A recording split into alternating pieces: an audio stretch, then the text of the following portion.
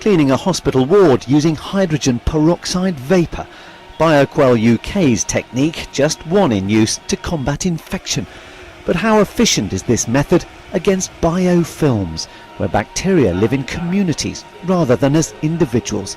A UK funding body backing a study to find out.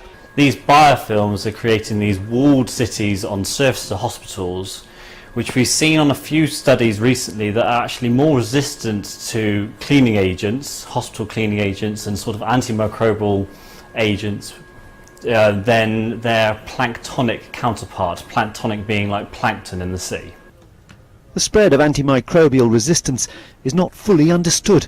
Watson says biofilms may have the answer. It's incredibly complex, and so not only are they protecting themselves from this web structure that they're creating around themselves, but they can share information. So antibiotic resistance can be shared in a biofilm because these bacteria are bunched together, and so they're in close quarters and they can share genetic information.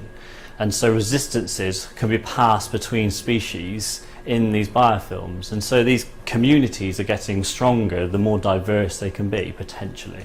Cleaner hospitals equal less exposure to infections, and that in turn means less chance for bacteria to become drug resistant, we think. Bacteria creating these resistances because they're being overwhelmed with these antibiotics, and they're just, the ones that have this resistance mechanism then thrive.